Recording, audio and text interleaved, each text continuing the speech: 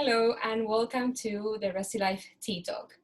Like we have done in the past, we will have different speakers sharing their own opinions, experiences, and maybe some knowledge regarding the topic of this week. And this week, we are going to be discussing about family diversity or the different types of family. The word family, if you find a definition for that, it will represent something different in every culture. And also, if you go through time, we have different conceptions as well about the word family. So these lovely speakers today are going to be sharing their own ideas of what family is. And I feel the first disclosure is that there's not an only way of being a family. So maybe some of the stories that they mention will resonate with you, but that doesn't mean that if you don't have exactly what they say, that is something wrong. It's just a different way of living that. And I would like to first welcome everyone on Instagram Live and on Zoom. Like in the previous talks, we invite you to share your thoughts, your opinions, and questions. And you can also join us on Zoom if you go to the bio of Instagram. The password for today is family, lower letters. And if you are on Instagram Live, you can also share your questions there. And if you're looking this on Zoom, you can, of course, send the questions to me and I will make sure that they receive them if you want to participate. And now, again, thank you for being here, to our lovely speakers, for giving us your time and your trust for sharing what you are going to be sharing, because it's sort of a secret, because sometimes when you see a person, you can maybe say, this is their race or this is their gender, but with families, this is a whole new world because there's different people that can be involved. There can be animals involved as well. So I would like for you to say a little bit about yourself, maybe your name, before we start. So you want to start, Hannah? Yeah, sure, I can start. Thank you, Fran, for the invitation. This is really nice. So I'll be talking about my experience, which, yeah, maybe I said is a secret or so, but it's time for the big review. No. So yeah, I'm Hannah. I am a doctor now. So I'm a postdoctoral researcher in Marburg. Marburg is a small town 1 hour north of Frankfurt. And I moved here in 2015 to start my PhD. And then I stayed here. And actually next month, I'll be moving on to Copenhagen for the next 3 months. So actually this academic life is like really mobile. You kind of don't have much time to generate ties in the place because you know you'll be moving, and it's usually like that until you get hopefully a permanent position. So my family in Chile, it's very nuclear. We are 3 brothers and both my parents. My parents live currently separated. My mom lives in Santiago, which is the capital, and my dad lives in the north of Chile, where we're originally from. So that's also a bit different for me, but this only happened when I already was in uni. So I studied in Santiago. And in that sense, my family has always been like intercity. And if you know, so I'm originally from Chile. If you know, Chile is very long and each city is really far apart from each other. So I have part of my family in the far north, which is kind of like a 24-hour bus ride to Santiago. Then my mom and me were in the capital. So we would basically see each other once every 3 months or so. And I feel that was already a good preparation for what was coming for me of moving abroad. So that initial shock of being away from my family was not so bad. I would say that the initial shock of kind of like breaking apart from my family was the time difference, because I'm 6 hours apart. And I think the first months I had a lot of anxiety on whether something would happen and I wouldn't notice because I was sleeping. Actually, 1 month in, there was an earthquake in Chile and I woke up to 100 WhatsApps. I was like, what the hell? No, like what happened? But everyone was okay. And then I realized that really, if something really bad would happen, I would know, because like bad news travel fast. And that kind of like allowed me to calm down a bit until I found the rhythm to keep contact with them. Another funny thing about my family is that I am the only woman of the children, and my brothers are 40 years old, 42 now, and I'm 30. So actually the age gap is really big. And I think for my parents it was really hard to let me go because I'm like the little girl that leaves the nest and so on. But yeah, when I moved here, I realized that I couldn't be clinging to my family, let's call it my nuclear family in Chile, my blood family so much, and that I need to actually make a new one. And I was very lucky because here in Marburg, the PhD school is very international, and I was able to find kind of like my group of people that became my new family. Of course, not replacing the other one, but complementing it real well because they're also on my time zone and all. And actually, most of them, and I maybe like from other people, this will resonate that we kind of tend to clump culturally. So most of my friends here are Latinos or Italians or Spaniards. And also because it's really hard to enter like the German culture when you don't speak German. So there I generated my new family in the first years, and then I actually met my partner, Stefano. He's actually half Italian, half Polish. And we've been together for 3.5 years. We live together. And at the end, if you would ask me about family, right now, he's the first person that comes to mind because we share everything. And despite not being like, I think we feel the pressure because we're like reaching that age in which people push you to be like really serious and, oh my God, like get married, have kids, I don't know, blah, blah, blah. As I said, our careers kind of doesn't allow us to, but he's definitely my family. We're like a family of 2 now, and we'll be moving together, as I said.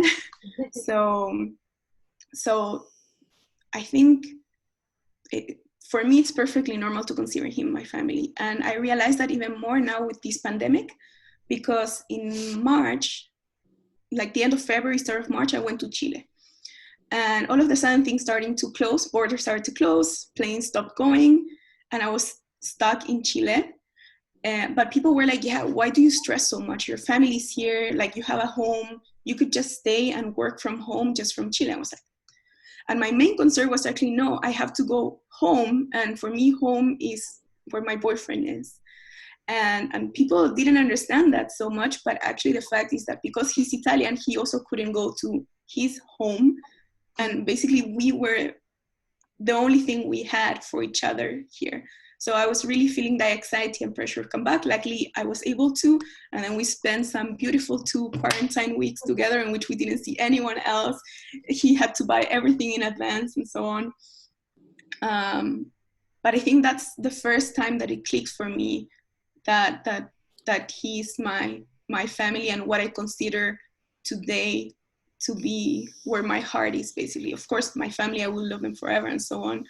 But I have kind of like this way of responsibility that I have to be with him, and he also feels that he has to be with me. So right now, main point where I think of family would be Stefano, and we're in this really fun intercultural relationship that it's really nice. And we also have, I would say, because he's Italian, I'm Polish. Polish are super Catholic, and I was also raised Catholic. So we have a very similar view on family and similar values and so on. So actually, in that sense, it was not much of a clash. Yeah. I don't know if I extended too much, but you can stop me whenever or ask me things. Yeah, I think it was very lovely when you mentioned that you have family in Chile and you have a Stefano in Germany, and you're not replacing that. It's like it's getting bigger. So now family means more than one thing. It means your parents, your brothers, also your friends, but also Stefano. So it's like family can move as well. Like not only you are moving different countries, but family can move from parents to, oh, brothers, oh, my friends, my partner. And I think the word home was also very important because, like you mentioned, if you are trapped in your own country, it's like, oh yeah, but I'm in Chile. But he was in Germany, and he couldn't see his own family. So the sense of I need to be there, like something is pulling me. And especially during all these crazy times where uncertainty was It's like when you mentioned the earthquake, it's the same with this. Like, am I going to be able to come back? Are we going to be sick? Are we going to be able to buy groceries for the week? Yeah, I think that feeling of, oh, I have to be there for my person, I think it was really, it was something beyond love, or like oh, I want to be with, but it was just kind of like, it will sound weird, but I would say like I have a duty to this person because it's my family, you know, kind of like that thing that it's very unconditional. I could have stayed, like not risk myself by jumping on a plane for 14 hours and be perfectly fine with my parents. But I really felt that my place was here. And like as I said, in 3 years, it will be a different place, and my family will keep expanding and expanding. And I hope, like, family changes, no? I think about it all the time. In my family, I have some aunts that sometimes we're fine, we're not, like they are part of the family, then they're kicked out of the family and so on. But I'm really happy with what my family is today. It makes me happy. I think I will do the same that Grace did. Hard.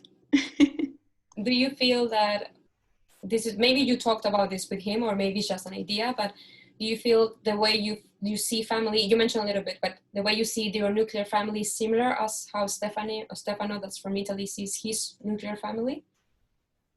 I think we do. So I got lucky because it's actually not luck. I think that's why we worked together. It's because we have very similar backgrounds, in which also, like, his family is very nuclear, in which he has his parents and a brother and a dog. So this is his family in Italy. And also, so his mom's side lives in Poland. Mm-hmm. So he only sees them once a year or so. But yeah, I think one of the things we fall a lot is that I'm kind of like pretty jealous that he gets to see his nuclear family 4 or 5 times a year, and I don't.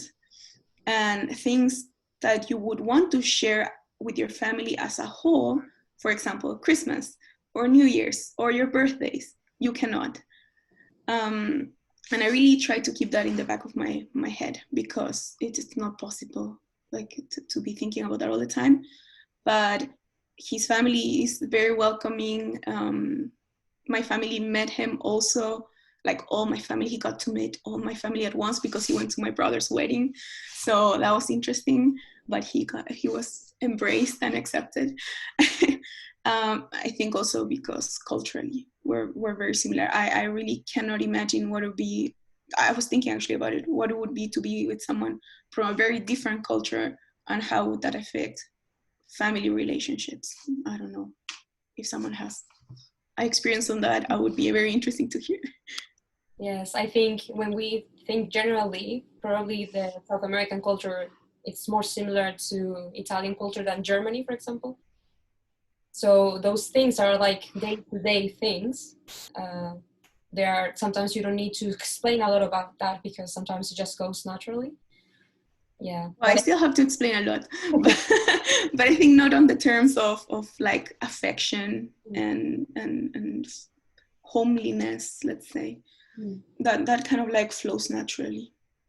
Yeah. So what language do you speak between each other? Usually English. Yeah. You have your third language as well. Yeah. So I speak Spanish, English, and a bit of German. Then Stefano speaks Italian, Polish, a bit of Spanish, and a bit of German. So Polish is out of the question. I cannot. So sometimes we speak in Spanish, but it's hard because, Chilean is complicated, and you have to neutralize your language. And he learned Spanish in Spain, which is very different. So I would just be having a conversation, and he kind of pushes me to speak Spanish so he can learn, but I would switch because it's easier to be in neutral ground for both. Yeah. And now he's trying to push me into Italian also, but let's see how that goes. I have heard that for the people that don't know, I'm studying a master's in family therapy, and one thing that is usually said when couples are intercultural, is that sometimes they prefer to have something neutral. So for example, living in a country that's not the country of origin of and none of them, or language. Sometimes because the idea of one person having everything, like family there, language there, job there, and the other one having to adapt. Sometimes it can be too tough. So some couples decide that, some couples just happen to be in a different country and they met there, so that's where their life is. But I think it's very important what you were mentioning, Hannah, and like the globality, and now that we can live in different countries has opened the door for people to meet and people to bond and people to have friends and partners from different cultures. But also these questions: which language do we use? If we are from different religions, which religions should we raise our kids, for example? Yeah, actually, as well. now that we were considering where to move next, like looking for jobs, one of the options was moving to the US because, yeah, for doing research, so I do research on life sciences, you cannot go anywhere. But actually, I wanted to choose a place in which we would both be equally away from our families. It sounds weird, but for some time we were considering going to the US because it would be also neutral in language for both. Science is really good. And then we were both kind of like equal distances from home. So if we would be like, oh, where do we go for Christmas? It wouldn't be like, let's go to my parents because they're just around the corner. Mm-hmm. But at the end, I realized that it's better to actually, in case of emergency, to have one of either families close. And therefore, we stayed in Europe. We decided to stay in Europe. Yeah. Yeah, and you have a new adventure now coming. Yeah, it'll be interesting with the Danes. And now you're moving together, like both of you are changing the country. So it's yeah. And we were very lucky because we both found jobs starting at the same time. Wow, congratulations. So yeah. It was an interesting decision actually when we decided, like the first time when we moved together, we moved only for 6 months. We got a house for 6 months, like a sublet. And that was like our trial period to see whether because looking in the future that we know we had to move, we decided to have this trial period to see if we actually fit. And things worked out. And then we continued to live together. And then we decided to make this big step. And yeah, of course, now like talks derive into, of course, having our own family. I really want to have a dog and increase responsibilities as a couple, for sure. Does he want to have a dog as well? Yeah. But in Denmark, no one has dogs. It's so annoying. They're too expensive, I guess. Like taking care of a dog. Everyone has babies. Not time yet, no? No. Yeah. Would you say that communication is something very important when you are making decisions where to live, which place to find a job between the two of you? Yeah, for sure, because you don't want to resent the other later on. So in this case, I guess if we would have, let's say, company jobs in which like career progression is given because you have a stable job, it doesn't matter so much where you go because job is kind of secondary. Mm-hmm. In our case, in academia, it's really a defining moment. Your postdoc or your first postdoc is a really defining moment that would either open doors for you into getting a professorship or so, or closing all the doors altogether in which you'll have to just fall back to your plan B. Therefore, if one of the two needs to compromise, it would resent that maybe, if I would have gone to that place, I would have gotten my position and I would be doing the job that I love or something like that. So basically, we really had to talk this through, and it was months and months and months of discussions in which we were like, oh my God, we have to start sending applications because our jobs here were finishing. And we just couldn't take the step on sending the first application because we were too scared that one would get his or her first preference and the other one would have to fall back. But we're super lucky that didn't happen, and we're both landed jobs that we really liked. Yeah, so hopefully no resentment in the future. It will be fine. I imagine the stress of taking that decision, and it was tough, mixed with coronavirus and all, so it was no fun. But it's lovely that now it worked out. Like you mentioned, sometimes it doesn't. And sometimes when couples are from different countries or different cultures, sometimes they have to accommodate and they make the decision of, okay, this year we prioritize your career and the next year mine, because sometimes we are not that lucky and sometimes it's not at the same time.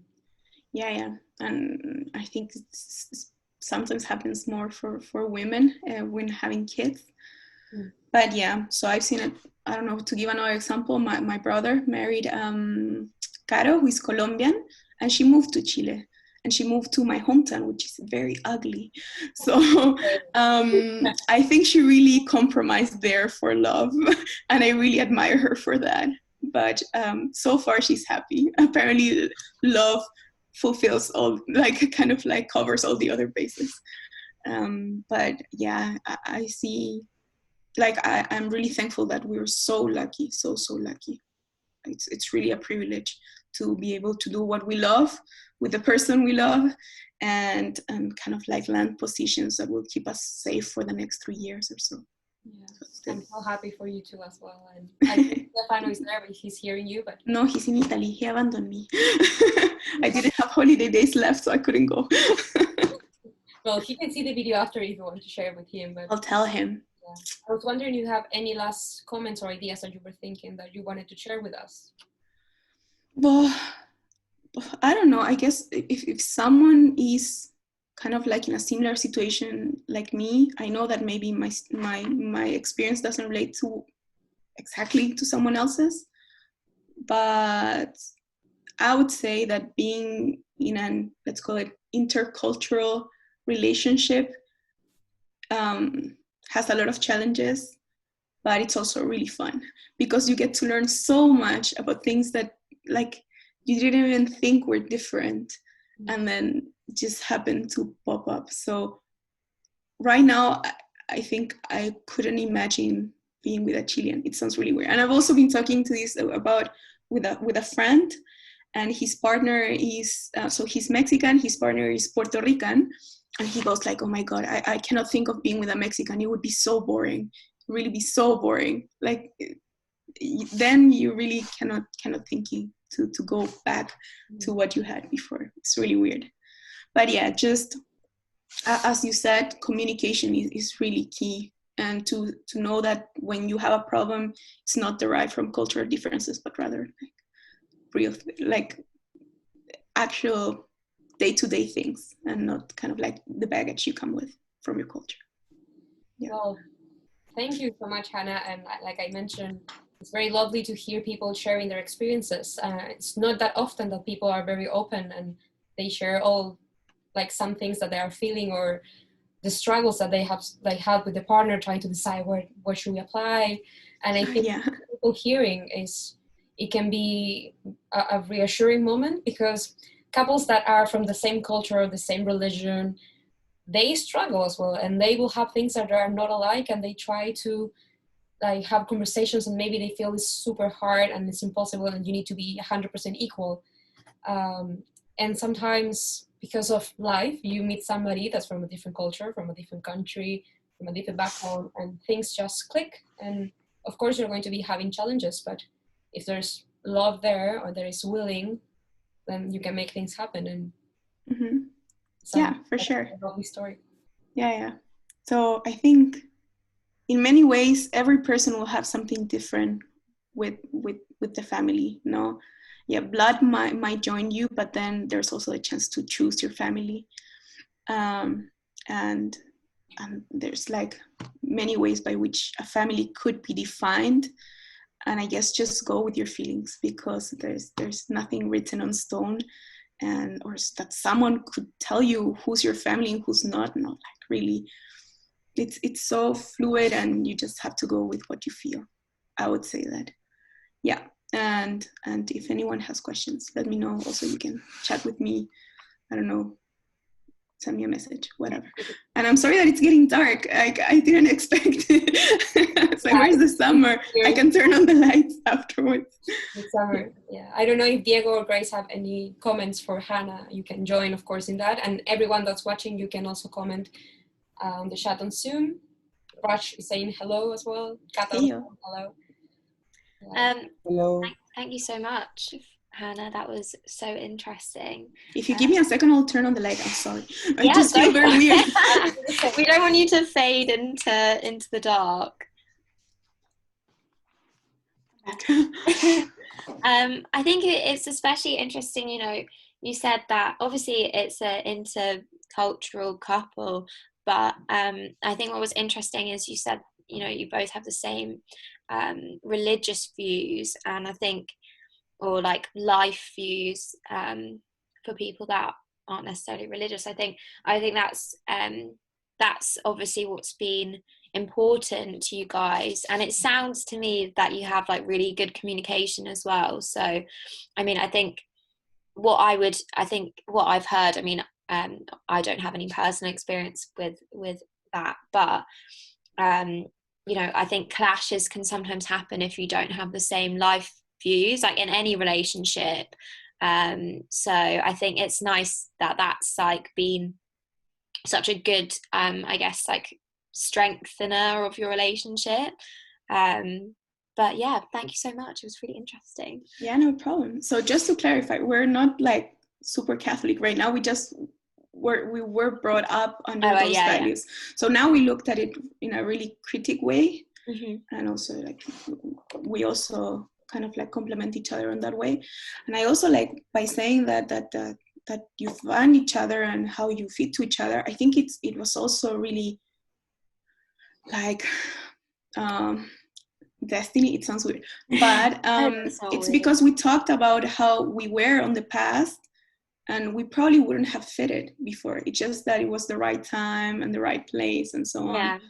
And that we found each other in a place in our lives that we were kind of like ready for each other. That's so lovely. So heartwarming. Yeah. It's so nice. It's just, love that. Proper love story. Yeah. Yeah. It's very, very nice that sometimes people need to grow together, and then they found they're more alike than they thought. Yeah, we passed through a lot of things. Like, for example, his grandfather died, my grandfather died, and we were both not able to go to the funerals, for example. So that also kind of like brought us together as a family, as I said. So it's these kind of situations that you never expect. But then I'm happy that we could go through it together. Better than alone, for sure. Yeah. I would love to add, I don't have any questions, Hannah, but I will just have to say that from personal experience, I haven't been in your shoes, but I have to say that you're very brave. Being away, being far away from your home, starting a new life, meeting people, creating your own family is just, sometimes for people it's really hard. Yeah. And I'll just have to say, you're brave. Yeah. I second that. I don't stop to think about it. Maybe it's that. Maybe if I stop to think about it, I'll crawl into a ball of anxiety. So maybe I just move forward. And you can do that. I mean, I've been in this situation. I've studied abroad for 2 times, and for only like a year or so. And I have had really rough experiences. And I mean, the first time I went away, it was okay. It was fun. It was new. I had the luck to meet very cool and nice people, and actually a second family. But the second time I went around, I had the most horrible time ever, and I wanted to kill myself. And I was like, it was horrible, and people were mean. Don't ever go to Miami. People are mean. But I'm sorry someone from Miami is listening to this, but I don't know. I have the other face of the culture and the cultural experience, and it's really hard to find people to talk to. Sometimes you face your fears, you face your most horrible fears, and to do that and for that long as you have done, it just takes guts, and it takes a very certain way of thinking, and also a way of I don't know, just like I don't know how to express myself, but like a mental resilience.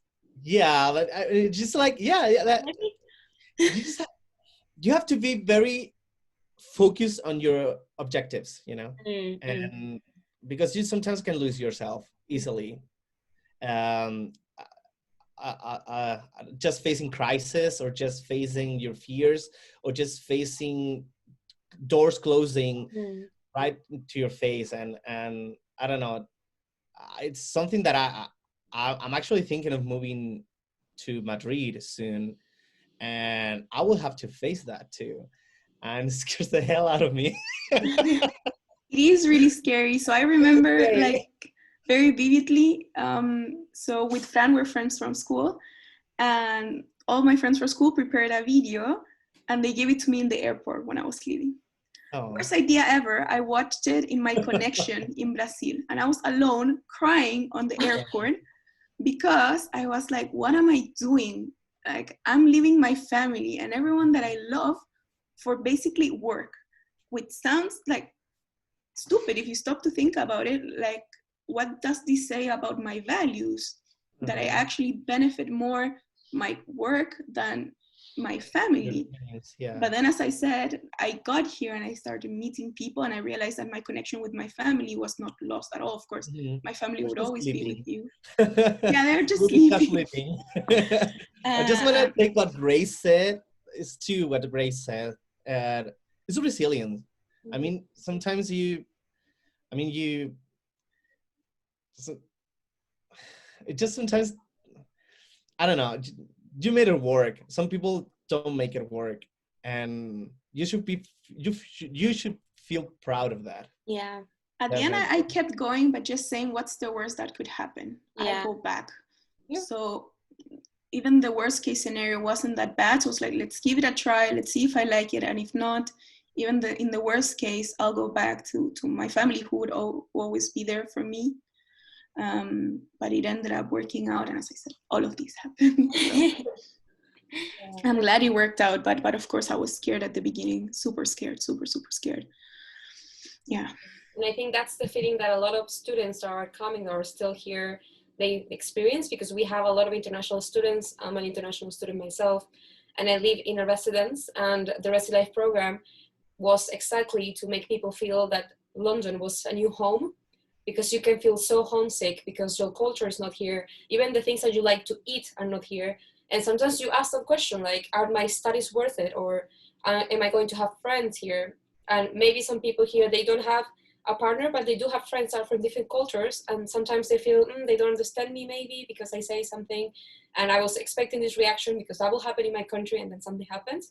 So communication is very important, but also I think what you said, like the worst case scenario is that I go back. My family will still be there. My home will still be there. My country will still be there. Hopefully. And it's so rewarding at the same time. It's so rewarding. Like once you realize that you did it, and you made all these friends, and you made your family, you're like, damn, I'm strong. I can do this again. Yeah. When I got this next the same years again. That's probably like, if you go to the US, you will be like, fuck, I'm fucked. But then you will be like, damn, if I did it again, I could do it. It's a really empowering sensation when you look back, actually, because on the day-to-day, as I said, you don't stop to think about it, or like, oh damn, I'm far from my family. You're so busy that you just like move forward. But then when you maybe reach a milestone or something and you look back, like for me, it was my defense last year. I had all these people show up there for me, and it was like, yeah, this is my family. And I thank them all for actually pushing me through these 4 years. And so, and then it's actually when you realize, wow, like it has been a tough journey and I managed. So go me. Go Hannah. Yeah. Well, I really love this conversation. That's why I think the format for this talk is a little bit different than the other ones, because even if you're talking about some data, for example, this is personal experiences, and this is how we feel our life is and how we see our family and our friends. So it usually happens in a conversation that you are saying something, somebody else is like, oh yes, that happened to me, or no, my God, how did you do that? So we are going to go to Grace now, but the same is open. Again, if Hannah, you want to comment on what Grace is saying, Diego, and of course, everybody that's watching, you want to comment on your own experience, or just send an emoji or something. I'm here to translate that. So yeah. And thank you again, Hannah, for being so open. And like all the other ones, I congratulate you for all your bravery and your story. And having met you when we were like, I don't know, 14, and now see the woman that you are, it's like, it's very, very, it's an honor to be your friend. Wow. Thank you, Fran. I'm also very proud of you. Okay, Grace, the stage is yours now. Okay. Hi everyone, my name is Grace and I'm actually also a community facilitator. So normally I'm running my meditations, but today I am actually going to be a speaker on one of Franny's tea talks. And I'm going to start with some statistics, and then probably as I give the statistics you might get a bit of a vibe from where my talk is going. So these statistics are from March last year. In the UK or in England? In the UK. So 78,150 children were in care of local authorities. 56,160 were in foster placements. 61% of that figure were placed inside council boundaries. 19% were being fostered by a relative or friend, and 1% were in placements where the carer is also an approved adopter, but that doesn't necessarily mean that they would be adopted by that carer. 433 days was the average time spent in care by a child before moving into an adoptive family. So I don't know if you can tell where I'm going with this, but basically I'm going to tell you about my experience of adoption, and it's pretty, there's layers. So I'm in a family where we have a lot of different adoption experiences. So to begin with, I am adopted myself, and what I thought I would do is go through kind of the different, there's like 3 key areas of adoption in my family, and then I thought I would go through them, talk about like the main kind of key points, I guess, about those experiences, and just kind of have a chat about my experience of adoption in general, and talk to you about kind of how adoption has defined my family and my experience and the meaning of family to me. And yeah, that's kind of what I'm going to do. So basically, so yeah, as I said, I'm adopted. And by the way, you can ask me any questions. Most people that, well, everyone that knows me knows I'm adopted. It's something that I am like very open about. I think sometimes people can be like a little bit nervous to ask me questions, but I actually kind of love talking about it, because it's like what makes me me, and I wouldn't be me if I wasn't adopted. So please do ask me whatever you want, and if I don't want to answer, I guess I'll just tell you. So yeah, so I was adopted. I was actually born in America. So earlier, I think Diego asked me where I was, if I was from London. I guess the answer to that question is a bit complex. I do have dual citizenship. So I was born in America, in Oregon, and I was adopted when I was about 4 weeks old, and brought to England. So it was basically the way that the adoption agency worked, that my parents went through, is it was a charitable organisation, and their process was to have an open adoption. So the birth mother, sometimes the birth parents, depending on the situation, gets to choose the family that she wants to place her child for adoption. And I think when I say that, it's an important kind of thing to mention as I go through. I'm going to say some things like not to say. So one thing not to say is that they gave their child up.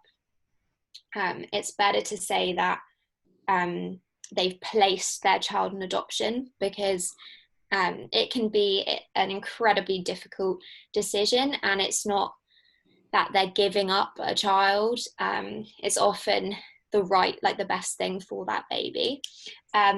So yeah, as I said, my birth mum basically got to kind of like a very advanced job interview. She basically, so all the potential parents had to go through a really lengthy process of about 2 years of vetting, legal work, and make books. Oh no. Basically, everything about them, everything about like their backgrounds, their families. Like, this is literally a book. So this is my mum's family, kind of their interests, what they, their hobbies. So, you know, just basically going into loads of detail, because obviously my birth mum was living in America and my parents were living in the UK. So they couldn't just kind of go and meet my birth mum without really, like, you know, whenever they wanted. It had to be kind of, it was a long process of kind of vetting before they went out and met my birth mum when she was pregnant. But yeah, so my birth mother chose my parents. I guess I find it weird that I could have potentially she could have chosen another couple, but she didn't. She chose my parents. And I think I was talking to my mum about this just now, and she was saying, you know, that was a very empowering experience for my birth mother, to be able to really get to know as much as possible the family that she would be placing her child with, you know, and getting to kind of have sort of a vision of what her child would grow up with. And as I mentioned, my family is filled with adoption, which I'll get on to. But yeah, so my parents adopted me, and then they went on to have 2 biological children, who are my brother and sister, younger brother and sister. And it's actually kind of a miracle, I guess. Don't know if that's the right word, but they'd had a lot of miscarriages before they adopted me, and something unlocked, and then they were able to have 2 biological children after they adopted me. So you know, that's pretty special. And they always say that I was what caused that, but who knows.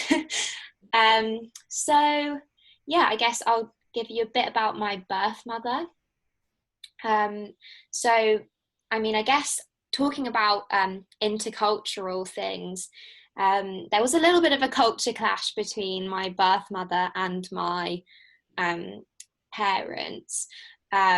My birth mother is this very eccentric, creative, very intelligent, kind of hippie American lady, and she also struggles with a lot of complex mental health issues. So, you know, my parents really wanted me to know her, and as I said, have this open adoption. So they thought that it was better for me to know her, warts and all, than to kind of have some fairy tale image in my head, like as a kid, you know, and then for me to then go looking or something when I was older, and then kind of have everything like, ooh, you know. But unfortunately, you know, I have gone to meet her with my family, and it didn't always go quite to plan. I think partly from the culture issues. I mean, also it's a really complicated situation. You know, I've grown up with this family. You know, I've only met her a few times, and you know, there's a lot of like complicated family dynamics involved, because, you know, she is my family, but she doesn't always feel like my family, because I barely know her really. So yeah, so that's kind of me in a nutshell. I guess another thing to say, like what not to say there is, I think, you know, what people sometimes say is, oh, they refer to my birth mum as my real mum. And that is probably the only thing that anyone can say to me about my adoption that will like slightly offend me, because to me she's not my real mum, she's my birth mother, she's Anastasia, and my mum is my mum, like my mum who's downstairs is my mum. But yeah, so that's like a very whistle stop tour of my adoption. But within my family, my grandparents, this is going to get complicated, but my grandparents adopted so my mum's parents adopted, do you have a question? No, I was just wanting to say before you go further that there are people commenting that they really loved how your parents handled the situation, that they allowed you to meet your birth mother, because some families, babies don't have any contact, for example, and they were letting you know since you were very young. Yeah, I've always known about my adoption, and I think this is something that my parents did really well. I've always known. There's never been a big reveal. There's never been a moment where I go, oh, wait a second, I don't look like you guys. What's going on? There's never been that. What they did, which was really clever, and advised to them by the adoption agency and the rest of my family, who like most of them are adopted, is when I was literally probably from a baby, but as soon as I could talk, my like storybooks that they would read to me, the kid in it would often be adopted. And I can remember them all like really clearly, and they would go, this is like you. You know, you grew in another mummy's tummy, you know, and I can remember kind of struggling with the concept of my identity, and that's something that I think will be kind of a lifelong thing. But I've never not known, which I think that transparency has always been there, which is brilliant. So yeah, and I think another reason for that is because the rest of my family has kind of got a lot of adopted people in it. So my parents adopted a baby who is mixed race. He was initially told that he was Nigerian and Caucasian, but he had a closed adoption. So my grandparents didn't know the birth family, and my uncle didn't know his birth family until literally about 5 years ago, when his birth mother contacted him for the first time.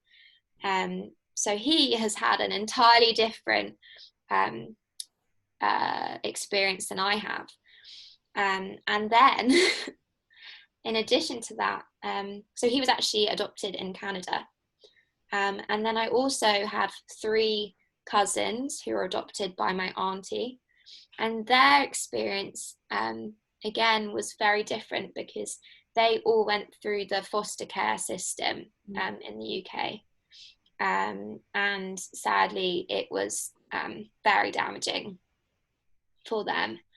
But I mean, so that gives us a whole other we've had a whole other view on the foster care system, social services, and the damaging effects, sadly, of how kids can be, not always, but can be treated in the foster care system. Yeah, there is a comment in the chat. Do you want to read it? Yeah, so Catalina says, it's very important for the parents to be open with adoption and explain always the truth about the life story of the adopted child and be there for any questions. But something different is to have the opportunity to have an open adoption scenario. Yeah, I completely agree. I think, as you said, I mean, it's one thing to be adopted, to know that you're adopted, and like my uncle did and my cousins did. and to kind of for the parents to be open about the fact that the child is adopted, but to actually know my birth mother is, and to have met her, is actually very rare, especially at my age. I'm only 22. And I actually have my birth mum on Facebook, so it's like a very bizarre situation, and one that I often can't get my head around. I was thinking with that, how social media or movies portray adoption. Usually it's like this big reveal that somebody says that in the worst moment and worst way ever, that Yeah. and they never suspect that, they never said anything about that. Or the child that is, or not even the child, maybe he's like 18 and he goes alone, Yeah, anyone, to try to find the birth mother because the parents cannot know because he will be betraying them. yeah. It's like, And I think it's you know, I mean, I'm so glad that I've always known, and you know, I've never had that, you know, that kind of element of things. But I think you know, there is always going to be a search for self and for your identity, and kind of, I think what Hannah was saying earlier about having that place where you call home, I think that's something that I've struggled with for a long time, and only recently kind of realized that for me, my home is kind of myself, which sounds really weird. I think if you like, I don't know, maybe to someone that isn't me, that sounds weird, but for me, it's like, I come home to myself. Like, I'm the one constant in my life. You know, I've had a lot of uncertainties and a lot of kind of abnormal situations happen, and I think the one thing that I can now rely on is myself, and I find that very empowering, because it means that I know wherever I go, you know, I always there's a sense of belonging for me everywhere, in a way, rather than in one place. Because I think what I found for a long time is that I was searching for, like, what is my family? Where is my family? Are they in America? Are they here? You know, are they with my birth father, who I don't know? You know, what is family to me? And that was something that I really battled with for a really long time, because adoption is so normal in my family. I think it took me a long time to realize that actually some of the ways that I was kind of dealing with situations were actually as a result of, like, attachment issues, which I wasn't really, like, recognizing, because for so long I just been like, oh, adoption's normal, it's just me. So I think kind of once I acknowledged that and kind of owned that, I then kind of realized that actually family is whatever, as we were saying, like, family is very dynamic. It's whatever I want it to be. And, you know, whether that's my friends or, like, you know, like all of my layers of family, like, all over the place, like, it doesn't have to be this nuclear family. Like, it doesn't have to be, you know, I used to wish like that I wasn't adopted, not because, you know, I'm not happy in my family, but just because it's so complicated, and there's no guidebook to follow to be like, this is what you should do if you're, like, you know, missing your birth mum. Like, there's no, like, that, like, as a child, or even now as an adult, that is so, you know, these are really weird kind of feelings to navigate. So I think, yeah, I mean, I've kind of lost my train of thought, but I think what I'm trying to say is, like, that sense of belonging to yourself is very important to me. And yeah, not kind of forcing yourself to fit into that rigid what family should be, because there's no straight way of what family should be. And every family has, like, my family is maybe particularly dynamic, but, like, no family, even nuclear families, have layers and have things that go on that aren't, you know, normal. So I think that's really important. And I think, like, to normalize that as we're doing, like, hopefully through this chapter, like, normalize the how diverse and how like interesting and dynamic families can be is really important, especially like for kids like me, like growing up, or even teenagers, adults, whoever. If you're feeling like, you know, you're not normal, or you don't belong, you do belong, and you belong because you're here and you're breathing and living, and we're all on this planet together. So yeah, any questions? I was thinking in how you started, and I think the word education is very important. Not even if we think about public policies and how adoption is handled, we can have like a million of things that we see, no, we should do it differently, but also how we interact. And I think it was very nice when you mentioned how one word can make a difference. So you can say gave or place. Yeah. And that can have a whole stigma, like you are Exactly. giving somebody up, etc., etc. And for the kid, that's very, like, sometimes very young to hear that. It can be very painful. Even if people don't mean any harm, they can cause it. And the same with birth mother, real mother. Yeah, it's subtle differences. And I can remember, you know, when I was like little, like in the playground, you know, obviously people knew I was adopted, and my sister went to the same school as me when we were younger. And I can remember, like, so vividly, kids in the playground being like to us both, and this is when we're like tiny, like 4 or 5, because she's 6 months younger than me, and they would say to us, you know, you're not really sisters, and we would just burst into tears and be like, we are sisters, like, why don't you understand? And like, I think kids, you know, they don't realize how harsh that can be. And I think, you know, hopefully you know, nowadays there's a bit more education about, you know, different families, and that might not happen, but you know, me and my sister would get really upset when people said that to us. And I can remember kids saying to me, you know, go back to where you came from. And I was like, well, but you know, but I'm come from here. I mean, you know, I was born somewhere else, but you know, and I think, and this was when I was super small, and it's just like, it makes me sad to think that there were other kids who are going through that or have gone through that. And I think there's definitely like a weird silence around adoption, which I didn't really notice until I went to uni, and I kind of realized, you know, we've got all these groups for anxiety and for you know, we've got, you know, support groups for a big variety of things, but I couldn't find a support group for people who are adopted. I could find support groups for parents who have adopted a child. I could find support groups for birth parents, but I could never find a support group for people in my situation. But then I eventually found a book group made by a lady who was adopted, and I just found it on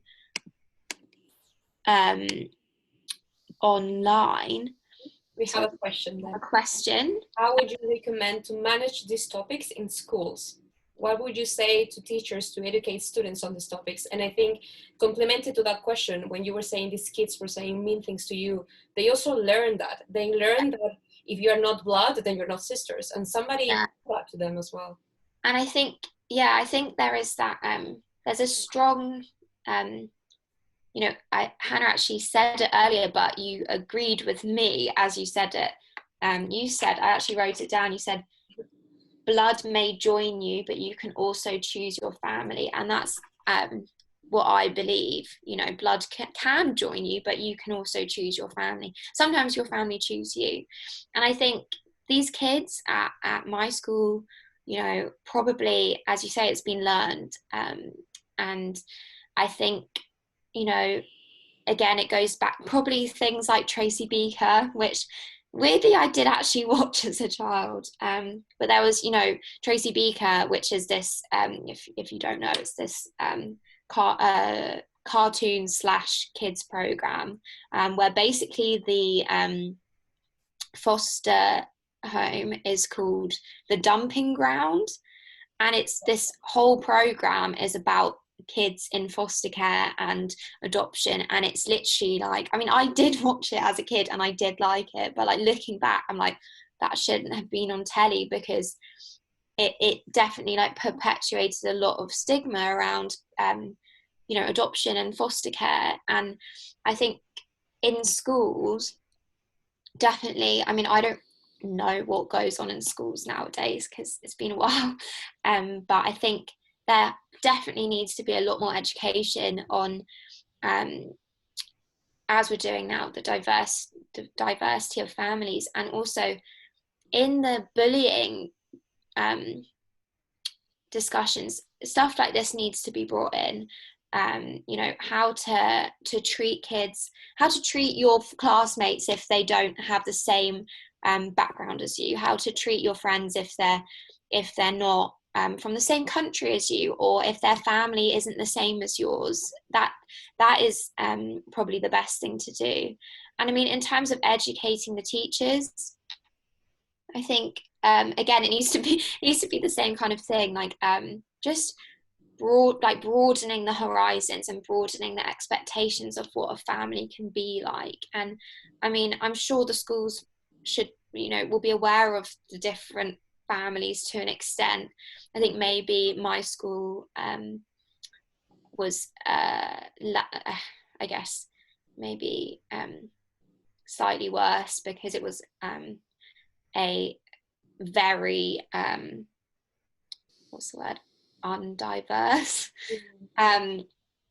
school. Like there wasn't much diversity at all, in every sense of the word. So I think maybe that was didn't help, but hopefully moving forward, schools will get more of an awareness of this kind of thing, but who knows. Yeah, any other questions? A lot to be done, and you're talking about the experience between the US and the UK, but if we talk about Chile, or for example, in one of the places I'm working, placement, I work with young boys that they come from Sudan and Afghanistan as refugees. So they are like 16 and they come here and they are placed in a family, and then they do family therapy with the family, because of course it's a huge clash there. Yeah. And they are older, so they know everything that's happening, and sometimes that awareness makes it difficult for the family to try to set some boundaries, because they're like, I'm really old, like I'm not going to follow your rules. So it can be very different in the context. And I don't know if Diego or Hannah want to comment on anything that you mentioned. Yeah, I see they're nodding. I have a lot of comments, but the thing is, my situation, the thing that I'm going to talk about is very similar in some ways. So I think I'm going to relate to you once I start talking about it. I will start connecting with your points, because we have a lot of things. Oh, we do. That's, well, see, it's very exciting. Families, similar ideas. And that's the importance of I think things like this, is that I found as I've been honest and open about my experiences, even though I have no idea if you're adopted or not, Diego, but even though sometimes people aren't adopted, but for some reason, just from a life experience they've had, it gives them an understanding, so we can kind of relate on a level, even though it's actually completely different things. We can relate to the feeling, and I think that's why this type of conversation is really important, because it helps bring people together and create a sense of community, I guess. I actually agree with that. I could imagine that I would think that I'm not surprised about this discovery, but at the same time, I am. Listening to your experience somehow made me realize about mine, how other people in some kind of these situations are very similar in some way. And sometimes how you can see how many solutions maybe to some problems are very similar too. And if we all stick together in some way, how to work together, we could see that maybe it's not that hard. Yeah, I love that. I'm excited to hear your talk. Do you want to add anything else, Grace, before Diego starts?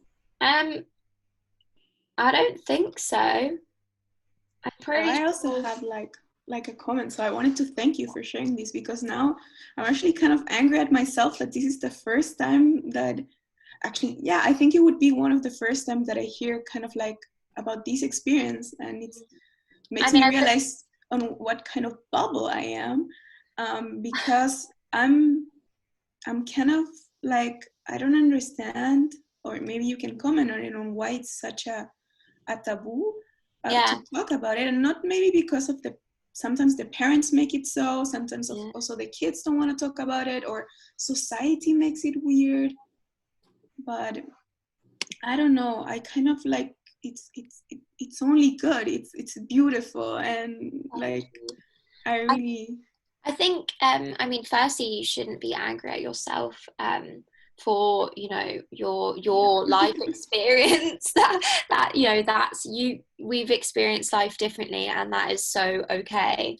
And I mean, I guess I don't really know why there's such a taboo about it. I don't know if it's because, you know, there's so many jokes about adoption, you know, like, oh, you know, you must be adopted or whatever. Like, I don't know whether it's just again, going back to the kind of the nuclear family, and a lot of families maybe in older generations maybe want to come across like they have that nuclear family. I don't know, maybe it's I mean, I am literally guessing right now, this is not backed up by anything, but maybe it's you know, if you've struggled to have kids biologically, you know, you might have a slight shame of not, you know, not being able, you know, failing yourself.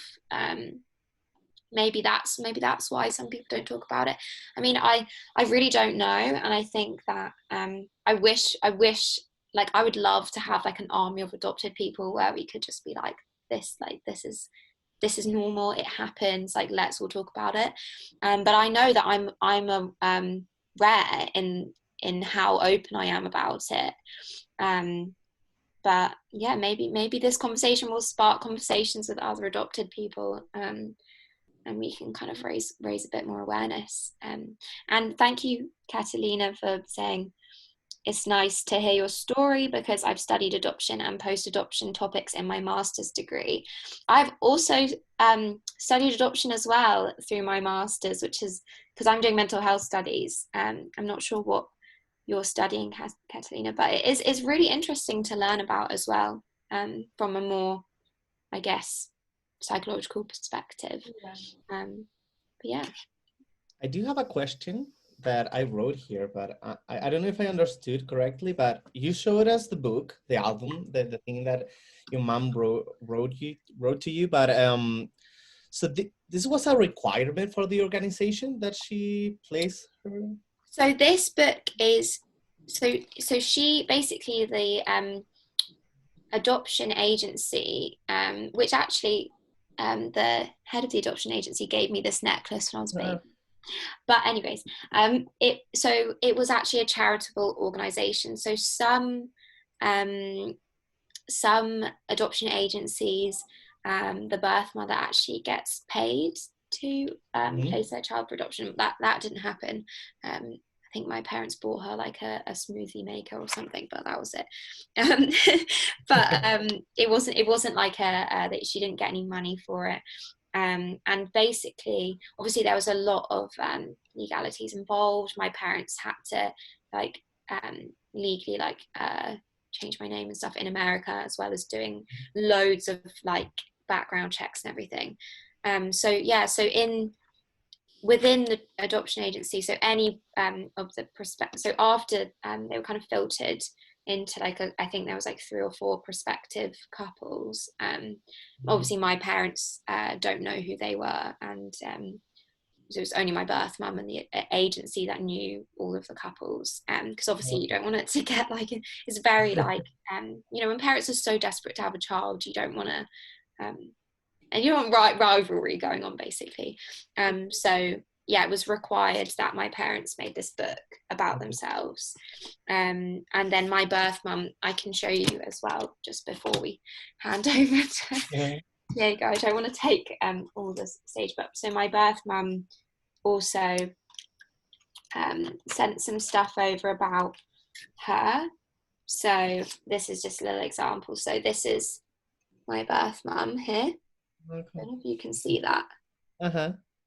And like descriptions like about her and like her family and stuff. So she did kind of similar things back, not quite in as much detail, but you know, just to, so you know, I now have all of this stuff. And you still have all the books and all the pictures. Yeah, I'm very like, I keep it all. This was the first picture of me. Oh, but this is me. That's cool. I mean, I feel that I feel that you're very lucky to just, you know, and like you said, like you were lucky to have all this information in your hands, and yeah, you were able to find your origin and find things about yourself.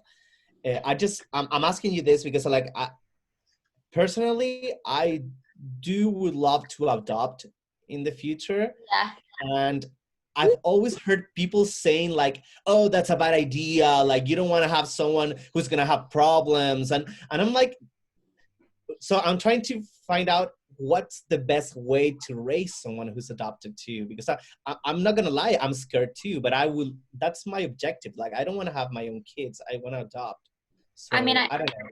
I think it's adoption is something which is different for everyone. And, you know, like there's definitely challenges. I mean, I think from my experience, definitely being very honest and open, like right from the get-go, like is very important.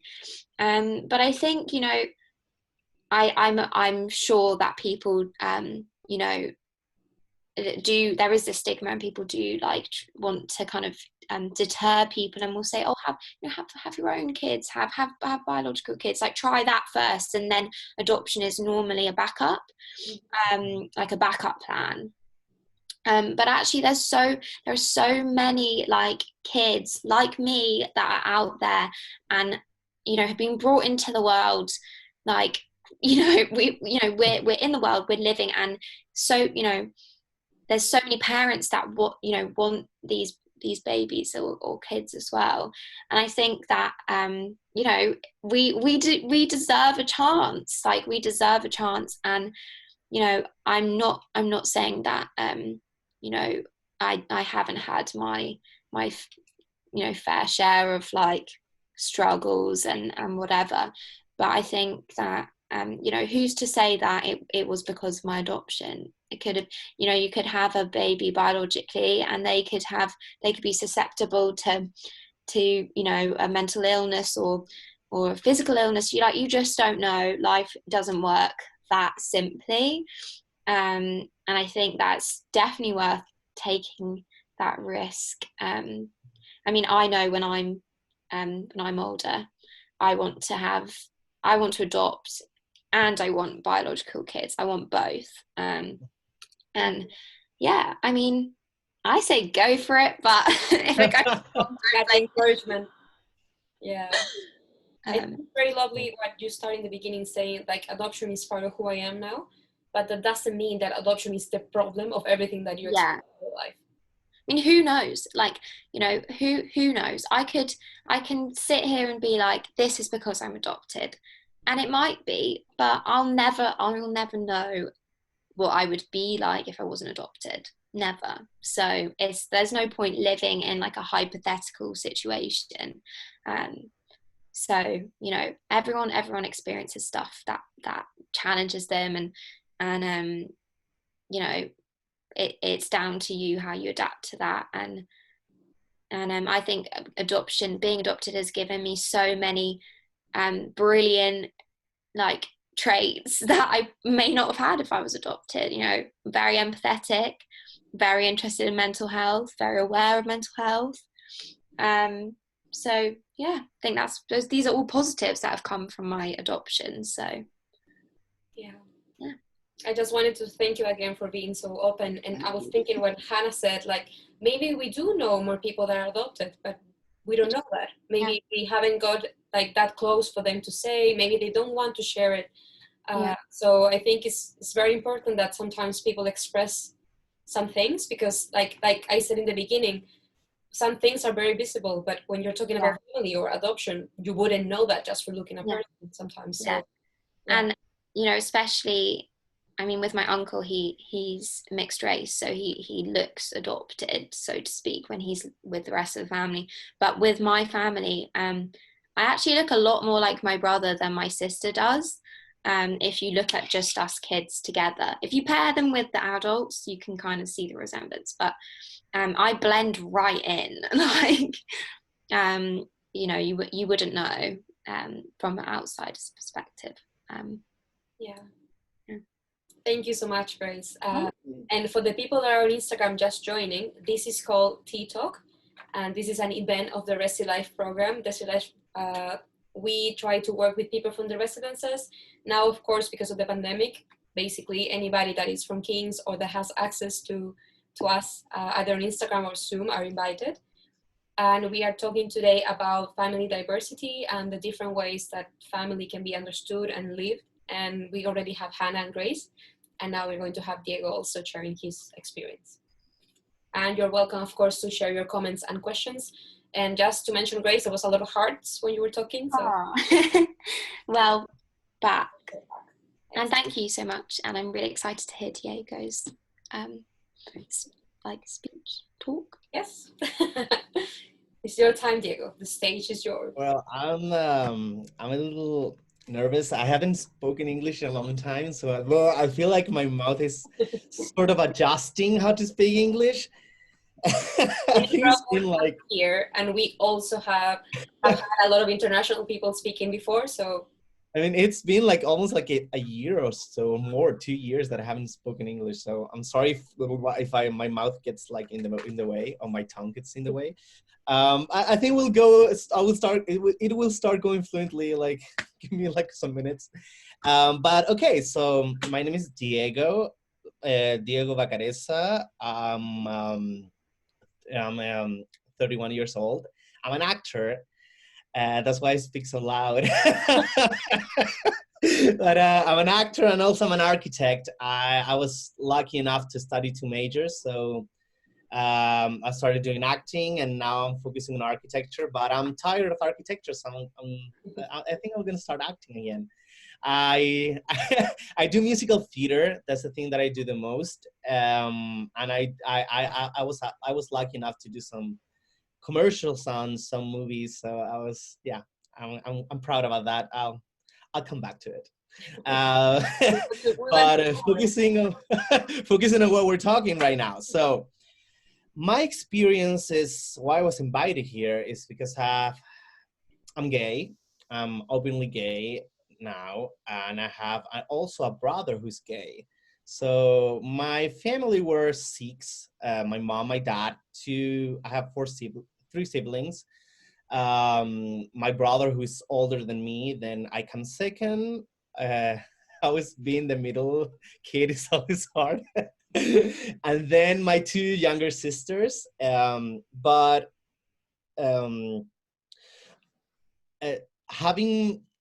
think it was always hard for my parents to have 2 gay kids, especially the only boys in the family. Obviously, we come from a very machista society, especially in Chile.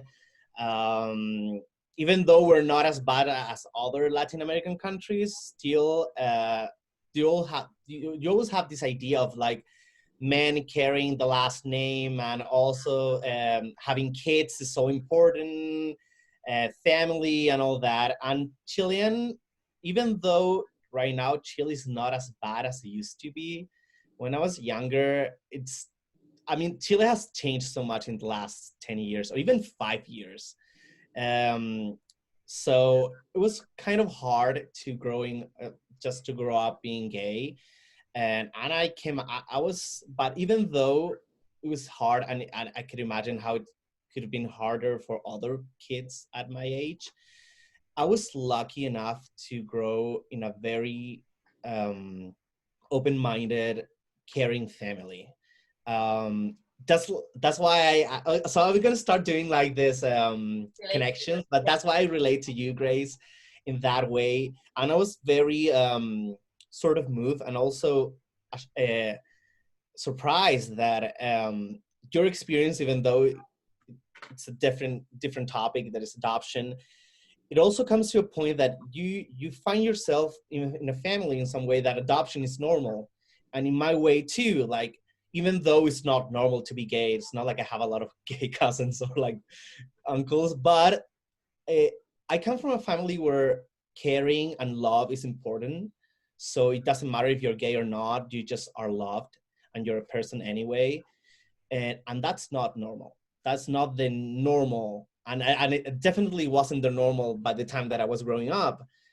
So for me, even though I find myself, even though I did struggle a lot with a lot of the things that, like the same as Grace, like I mean, I'm sure you had all, like you said, you had all your difficulties and along the way, that where do I come from, and this kid is bullying me, and all these questions that you had.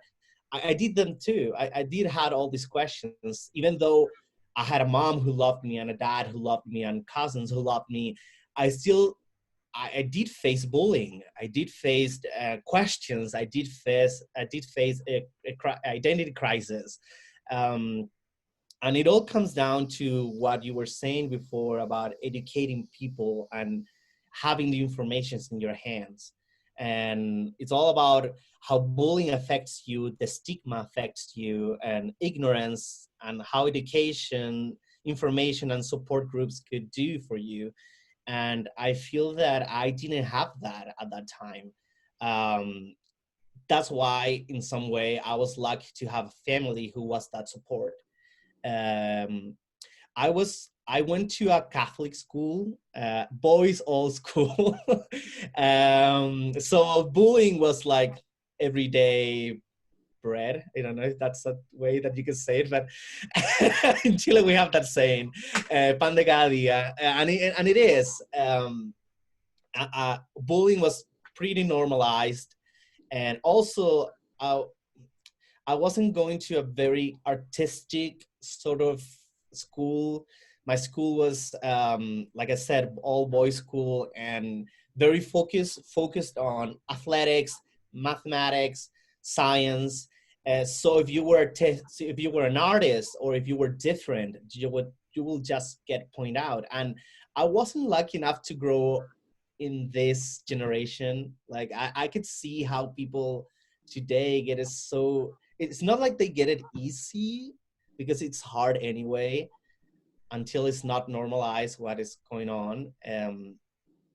So I feel that the Glee movement somehow, I like to call it that way, but it did change a lot things. And but because before that Chile was completely different, and because of all the things that started happening later, uh, things started changing, and being different sort of gave you identity, sort of gave you right to exist. And before that, if you didn't fit in this stereotype of you will have labels all the time, and if you didn't fit what was considered normal, then you were out. And obviously being adopted, being gay, being from a different race, it will all we you will start all like checking all these boxes of being like, okay, so I'm not normal. What am I? And for me, even though, like, okay, so I'm gonna start talking about my family. I'm obviously facing all that. I was lucky to be with my family, and my brother, we both were lucky to have a caring mother and a caring father and caring family, cousins. Well, my cousin is there. Catalina is my cousin too. So, so they were all very supportive. And but I did face a lot of problems when I was younger. I had to come out when I was 16, even though I started feeling different when I was 10 or 9 or even 7. I will used to dress out. I mean, my cousin, no. I will play with Barbies all the time. I will dress up like girls. I will like to use makeup, and they wouldn't let me go in the bathroom with all the other girls because I was a boy. And I started having all these questions about myself, like, why am I feeling different? Why am I feeling like this? And I'm pretty sure that a lot of guys feel this way, or girls, if they're facing with different sexual orientations or just different feelings. And my brother, I mean, we had different experiences though, because my brother came out because he was forced to come out. He had an abuse situation that somehow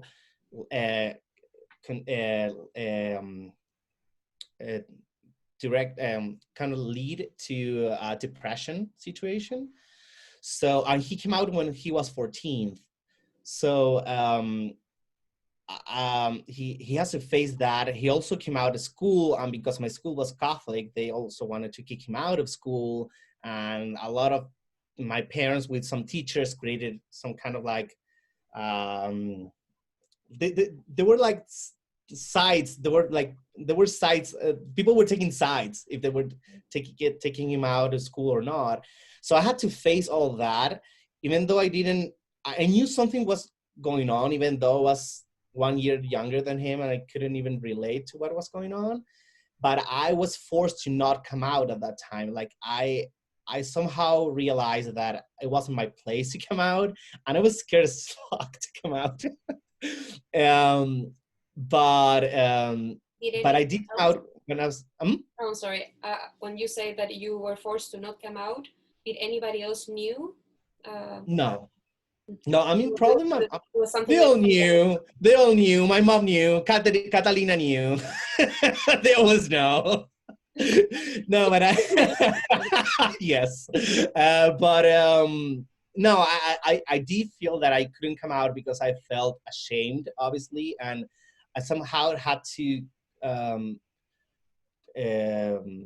respond to this idea of being a guy, being a man, you know, and my brother was also gay, so I was like, damn, I'm not gonna fuck up this family. I have to wait. So yeah, I felt ashamed. I felt that it wasn't my place to come out, and it hurt me. I felt really alone, and I couldn't talk to my brother because he was very depressed too, and he was with pills and everything, and we started sort of distancing each other. And I was being bullied at my school too. Like I've been bullied since I was 6 years old until I was 17. So it's like we're talking about like almost, I don't know how many years, 10? No, 8, maybe 7. I don't know, consecutive years of bullying. And I almost thought of changing schools was a good idea, but then I always had this feeling that I had to face my problems, I had to confront people, and it was all about my education, and it was a really good school, so I thought I could hang on to it. But it was very stressing and frustrating, and obviously I came out 2 years later. And because I didn't want to, my mom find out. But it was very, obviously my mom was somehow prepared to it. I could see that she knew. And because my brother somehow helped her understood, I helped her understand, she understood everything. And she was able to be more supportive to me, even though my mom is super supportive. She told me, like, I think like 10 years ago, she told me that she and my dad felt really bad about this, but they never told me. I remember she told me that they cried and they said, like, what do we do wrong? Is it something, is it a fault? Is it natural? Is it genetics? Is it, my mom always said, like, am I too, I don't know, like overprotective? Am I too, I don't know, bossy or anything, or my dad was too absent. And yeah, you could start relating to all the situations and how many gay guys or other gay girls are very similar stories. And obviously social factors somehow influence, but also genetics, and that's how we come out of the oven. You know, that we're just like that, gay as they come. So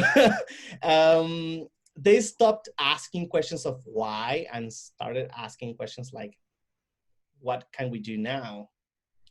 And so my mom was very supportive from the beginning, but right now she's telling me, I mean, she used to tell me, I mean, they do grow, they do come from a different background, they do come from different generations. So uh, she was very scared of telling my sisters at the beginning. I mean, my mom was very somehow she was very reserved to telling my cousins or or uncles or any other part of the family, because they didn't know how they were. Not because she was ashamed, it's just because she wanted to respect me, to take my time to do it, not because I was forced to do it.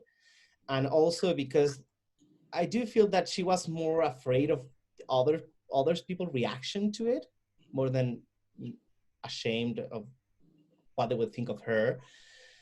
But I did tell my cousins, I think I told them when I was in university, I studied a majors of art. I mean, acting is is pretty forward and open-minded. So I just started telling my cousins that I will go to these parties and I will like, and we will do strange stuff and I wouldn't feel ashamed of it. So I'm pretty sure they were open to it by the time I told them. I did tell my uncles and my grandmother too, and but it was, like I said, for us it was very different, because I did come out and I started being gay because I felt that it was who I was supposed to be, or how I felt it. But my brother, he had a very different story, because he came from, he was traumatized somehow, so he always felt ashamed of being gay, and he always felt that he wasn't normal. And I remember when I was 16, he will say to me like, how could you feel happy about being gay? Like, because I was 16, I was kissing guys and I was like running away from home. I mean, I will be like pretending to have like older friends, and actually they were my boyfriends, and my parents didn't know. And I will be like a total normal teenager being gay. Obviously not out in school because it was impossible, but outside of it, I have younger boyfriend, older boyfriends and things like that. But my brother would always ask me like, how could you like being gay? And I was like, this is who I am. I have to like it. And he always will feel like embarrassed, or he didn't even know how to be gay. So I started teaching him how to be gay. Like I started telling him, go to this party, dress like this. And he will take my clothes. He will use my clothes. I will tell him how to. I remember he was still a virgin when I was not. So I started telling him how to be gay, teaching him how to be gay. So it was really weird. Like I could totally see now how we both had different experiences, total different experiences. And even though I cannot talk about the way he felt it about being gay, I could obviously say about mine, that and I respect it. I didn't respect it at that time, but I do feel now that I have a more open way of thinking how people could be gay and all the different experiences. That must have been really hard, like growing up that way. I have other friends and when I was in college that they had parents who took their guns out, like, you're not coming back to this family and you're not my son, and they will have to move and find other places to live. And seeing all those situations, or even other boyfriends that I had, that they couldn't tell their parents, they will have to lie to him all the time.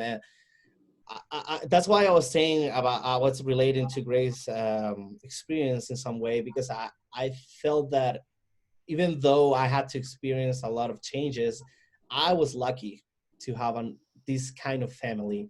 And I know it's not easy right now. I mean, it's like I said, it's easier now in Chile, but people have to educate more. People are very ignorant. People are they do have this stigma, even though gay people don't, they're not treated as bad as they used to be, but we still have to show ourselves and talk about it and educate people who are very scared to face us or just acknowledge us. Um, so yeah, but pretty much that yeah, that's, I think that's, I was I don't know if I was thinking about the expectations first. Sometimes when, not even sometimes, I think probably all the times when people have kids, they have an idea of how they want their lives to be. And sometimes that involves imagining your kid having a heterosexual relationship, maybe having kids in the future. And sometimes these kinds of changes that they were not thinking that when your mom was pregnant, probably, is sometimes very hard to deal with. And it's very normal for parents to ask, did we did something different? Did we did something wrong? And also the other word that I was thinking was protection. And how, especially depending on the country, and in Chile, that can be the option that you feel, I don't want my child to have a different or more difficult life because I feel, gay. yeah, I feel that the second thing that you were saying, it totally relates to what Grace also was saying, that I feel that people somehow, we create this stigma of like, people are gonna be hurt, gay people are gonna have such a bad time, and actually that sometimes doesn't relate to if you're being honest to that person or not, if you're being if I mean you could always have all the information that you have, you can have all the love in your family that you can have, but there's still a big problem that is about other people. It's about society. It's about how other people have this stigma of seeing you as you're going to suffer all your life, that you're going to be different, that you're not going to be able to adjust, or you're just going to be miserable for the rest of your life. And that's I feel that that's an stigma that, even though we grow up in a very nice bubble, we do have to face that once we come out. We do have to face other people who are looking at us differently, or even us accepting us in that situation too. That's hard. That when you realize that you have to convince other people that you're not miserable, that you're not having a bad time, that you're not traumatized in some way, and that's the way that they think about you, that way that just, if you're not strong enough, they could make you believe that too. You can believe them that you're miserable. You can have doubts, like your brother, you were mentioning your brother, like he was asking you, like, why do you feel happy? Why do you feel this can be a good thing? Because maybe, and even though you only have 1 year of difference, what I can tell, you have completely different experiences. You were in the same family, almost in the same class, and same school, and it was completely different. And yeah, and the roles was also changing. Like he was the older brother, he had to go for that first, but then you were teaching him, so everyone had to adapt as well. Like the whole family had to adapt to the expectations, including you, etc. I also praise, sorry, I don't want to interrupt. I know there's some lag as well, but I think I've got two comments, kind of going from what you said. I think firstly, what's interesting, and I can relate to you, you know, because there is so much stigma, you know, and I mean, I'm not going to lie, like I've had some trauma, but I mean, I think, you know, a lot of people do, from various things. But I think, you know, because of the stigma, what I don't know if this will be something that you can relate to or not, but in kind of a reverse, there's not only are you convincing people that actually you're not miserable all the time, and you're actually pretty resilient, and you know, all this stuff, and I think trying to normalize your experience, but it also, I think for me, sometimes I can feel like I also put a pressure on myself to not always be vulnerable, like not let myself be vulnerable, because I think sometimes if I talk about, you know, because I'm such an advocate for adoption and for my you know, my experience, but on the flip side of that is there's a pressure where sometimes I don't want to talk about the bad stuff because I don't want people to then believe the stigma. So I put a pressure on myself to not, you know, I'm trying to break it down, but I sometimes feel very worried to have those moments of realness and being like, you know what, today I really hate being adopted, and because I feel guilty, because I don't want to add to that stigma. Yeah. And I don't want to kind of build up any of the negative kind of preconceptions about it, which some of them are true sometimes.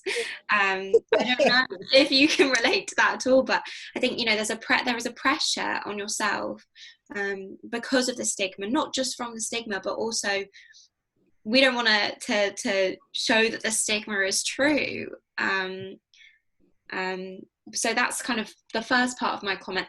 And then the second part is, you were saying earlier how your brother was forced to come out, and then you said that you were forced to not come out, and then later on you were saying, you know, your situations are completely different.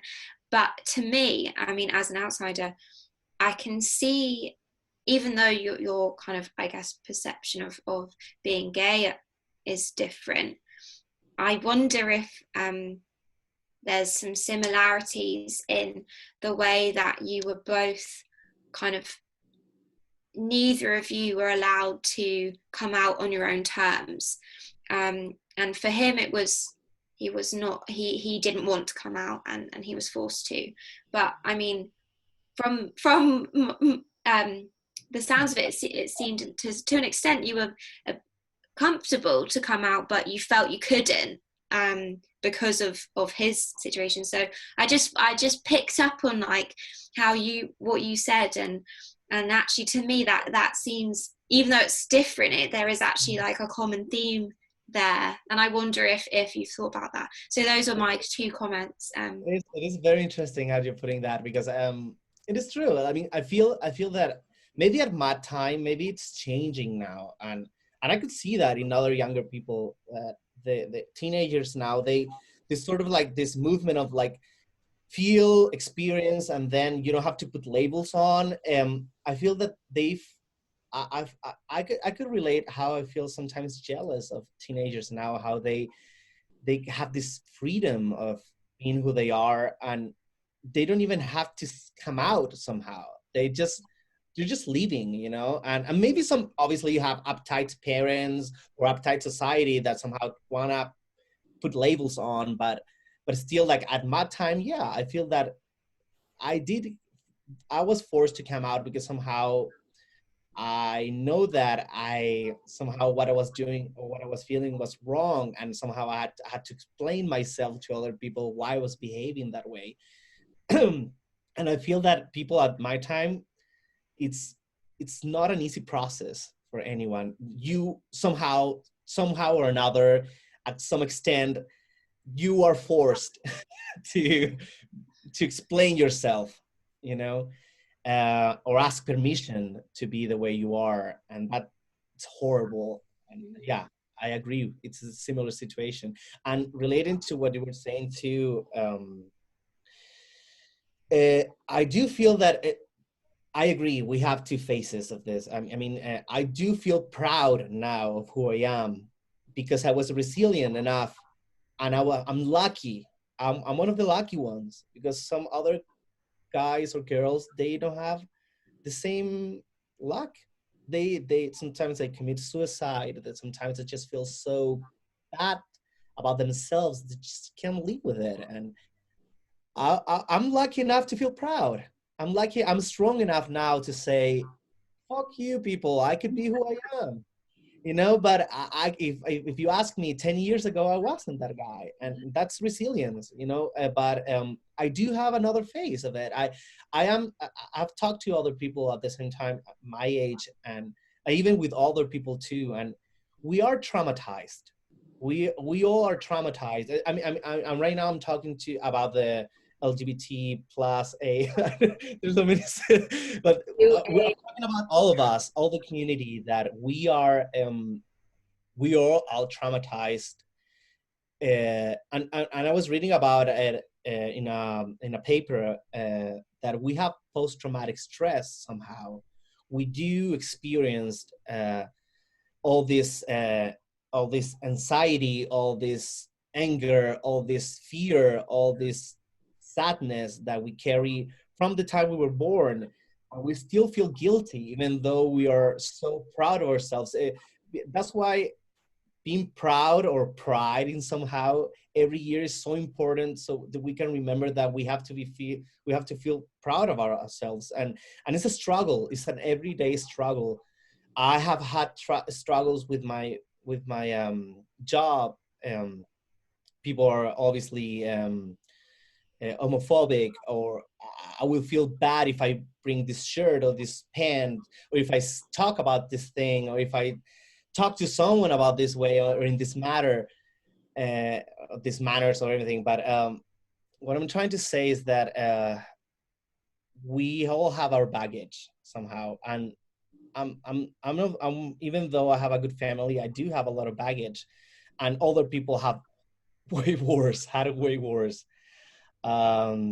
But it's important for us, even though you come from a family that is very caring and loving, or even though you have to create your own family with friends, or even your boyfriend, or even if you're alone, you do have to remember that it would always become easier if you somehow love yourself and believe in yourself. And we do have to learn from, I do have to learn from younger, and I'm still learning from younger generations, how to don't ask permission to be who you are, just be who you are. And it's very hard, especially in a society that is so close-minded sometimes. I do come back to these old habits of like not talking about this, or just shutting out, or just dressing differently. And then I always have to remember, like, fuck that. No, I'm wearing this pink shirt, showing all my chest hair if I want to. And, or I'll just use my unicorn mug to go to my work. Fuck them, you know? And it's hard, and it takes bravery. And that's why I'm so I feel so proud of transgender and just, I don't know, people who do drag. They suffer a lot. I mean, if we had it hard, they have it twice, or even 4 times or 5 times. And that takes courage to be who you are in that environment. And it's just hard. So I just encourage people. I mean, I'm the lucky one of the lucky ones, but for people who are not having the same experience as I did, just having a support, or even having a good idea of yourself, it just will take you further. Yeah, I was thinking in how the 3 stories that Hannah, Grace, and you shared today, the word bravery came out, and how sometimes to just make a decision for who I want to be with, or who I want to be, sometimes you need bravery. And I think that's a very good value. But at the same time, like you were mentioning, you can have the most caring family, but you still will have to go to school. You still will have sometimes to go to university or a job, and they can treat you in a way that you don't deserve that, of course. And how some people don't even have the family part, because it's very hard for some people to accept differences and diversity as well.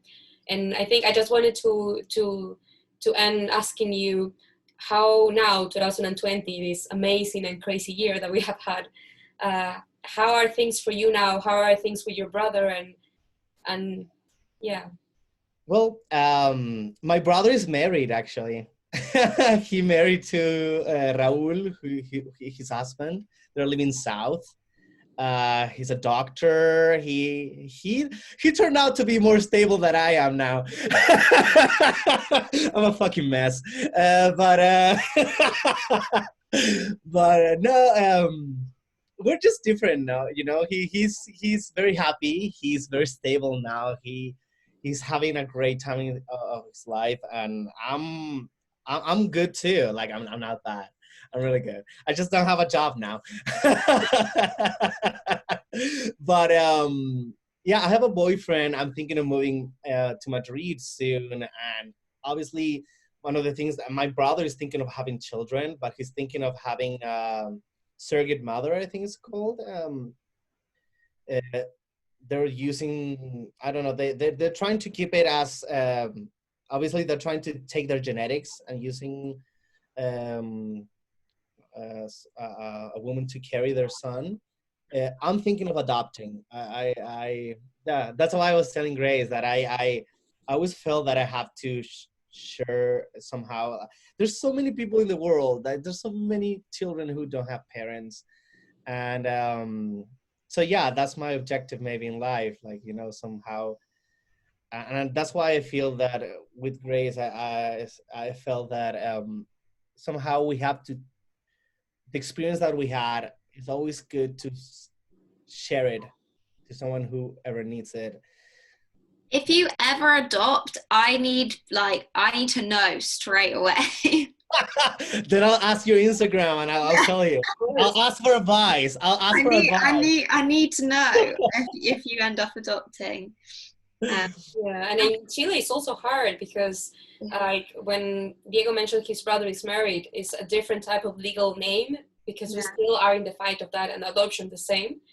But I think we are moving forward at least. But sometimes it takes so long for something that is so natural, and in other countries, decades ago, marriage wasn't even possible 5 years ago, I think, if I'm not mistaken. Adoption is not in England at least. Let me just get the statistic.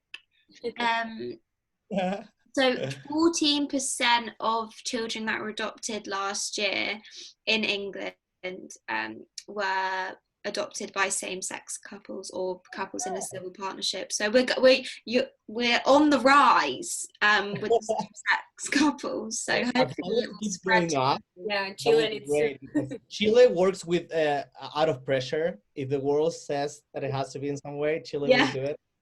That's how that's how it's been in the last 10 years. So yeah, but I have hopes, I have dreams. Hopefully they will come true.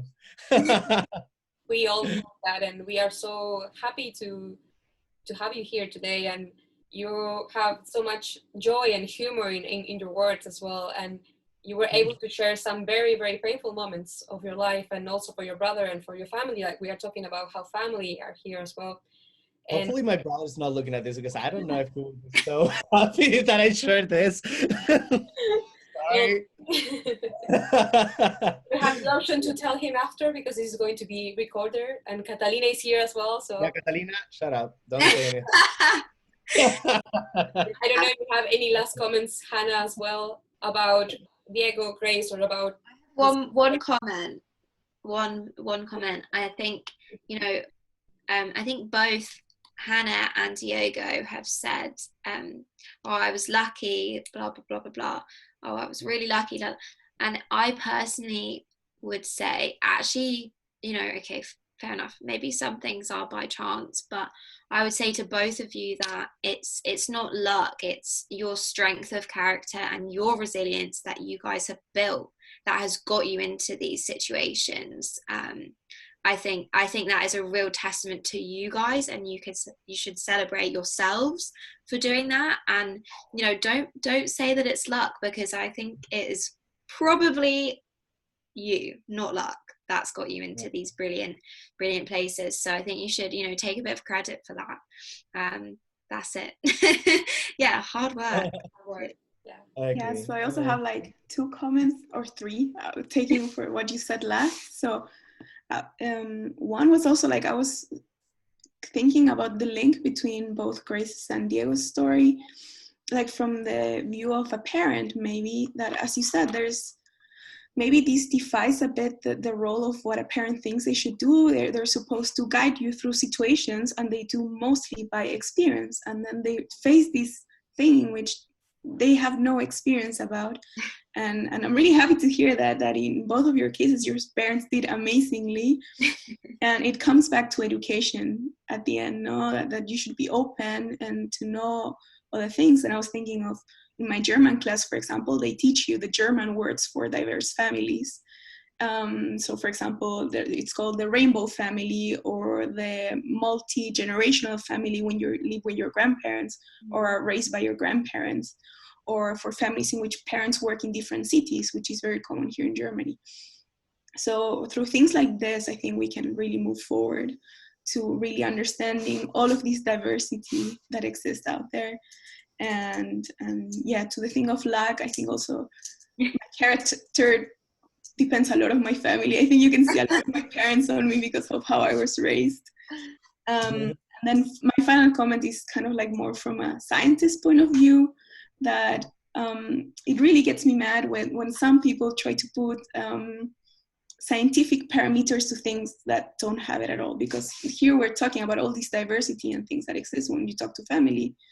And for example, people say, homoparental couples shouldn't be parents, or things like that, or when you adopt someone, they don't have your genetics and thing, and like that really just trashes everything that it's the scientific method, because these are things that are not measurable, and people should just go for it and stop judging from this idea that they have that things are actually biological, but they have no fundament on science. So really at the end, for the parent side, like I'm really happy that you guys were able to work your things either like, so both within you and with your parents, and then also that you grew that confidence to just be who you are and not being apologetic or anything, because at the end, that's all that matters. Like environment can do a lot, but it's also mostly from yourself. So it was really great to hear your stories.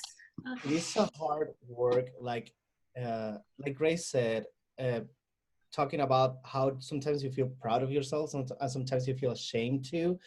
Like it is an everyday work. Yeah. To convince and to work on your feelings and on your thoughts, and sometimes it takes courage to just force yourself to think out of the box and just be kinder to yourself. And I tell my mom all the time, and I try to force myself every time that I repeat certain certain acts or just things that I do because I'm obviously traumatized or just like trying to avoid conflict. And I try to remember, I try to force myself to remember that we have to force ourselves to break and to destroy all these social, cultural standards or just ideals that we have. Family is not one way. People are not one way. We're subject to change all the time. We're subject to be, we are entitled to be different.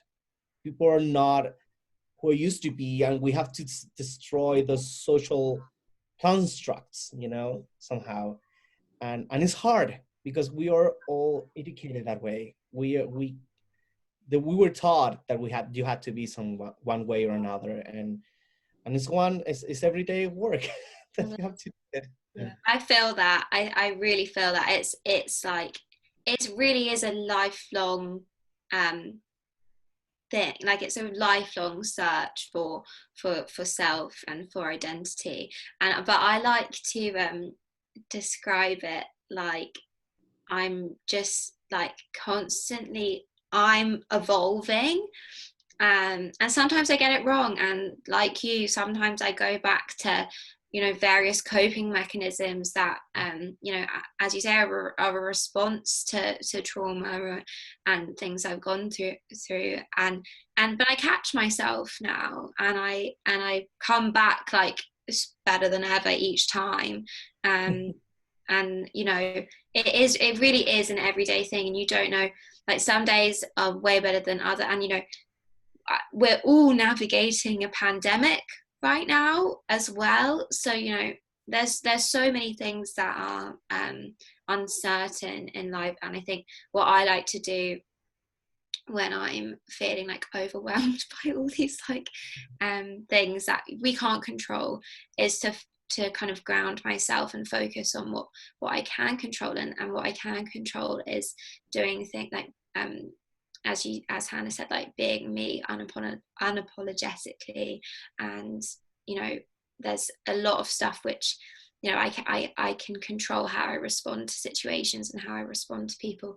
And I think it was Diego, you said not to focus on why something is happening, but instead focus on what can I do now. And I wrote that down because I think that is really powerful. I think that's really, really powerful, and that's kind of how I try to live my life now. And there's never a right answer. There's never a right way. That doesn't exist. If you get it wrong, you will learn from it. And this is what you know, I try to remind myself is you're always, in every single second of every single day, you are your best self. Even if you fuck up, like you are still your best self, even if you get it wrong, because whatever you did in that situation was right, and you'll probably learn something from it. So I think that's really important. I think everyone should try and live by that, because it's not fair to keep beating yourself up. Like, life is hard. It's really hard sometimes. Unfortunately, we need to end now, but I really wanted to thank you again for being so open and for sharing, and also for connecting, because I think that's something very important that we need every time. But now with the pandemic, even more, we have people that live in Germany, in Chile, in London here, and we connect somehow, even though we feel we are different when we first start meeting each other. And just from the therapy, family therapy point of view, when we work with families, and families again can be parents and 2 kids, it can be maybe family friends, maybe the grandma, maybe there's adoption included, maybe there's LGTB, maybe it's interracial, intercultural, and name it. You have people with disabilities, and we always try to focus on the strengths of the family. They usually come to us saying, help us, we are useless, we cannot deal with this. And our one of our aims is to show them that they actually have the strengths and the resources, but sometimes when we struggle, we stop seeing it, but it's within the family, and they just need somebody to reflect that, not to give them the answer, just to reflect that even if it's hard, they are there because they love each other. And even if it's hard to be in therapy, because not a lot of people, of course, feel comfortable, they will be there, they will be silent, but they will be there, and they will be hearing and listening to what other people say. And sometimes that can start a movement and a difference that will make people feel more like what you 3 of you mentioned, that you belong in that family, and that you feel secure enough to explore the world and maybe build a new family, not to replace the other one, just to have more and more family. So thank you again. Of course, when we stop the recording, you can still talk about everything that you want. And thank you again for the people that were listening to us. Next week, we have another talk. It will be about volunteer work, starting at 7:30. Thank you so much for the people that asked questions and that were listening, because we need people to listen as well, and education, like the 3 of you mentioned. So I'm going to finish for today, but it was very, very nice to meet you and to see you. Thank you, Fran, for organizing this. Thank you so much, Franny.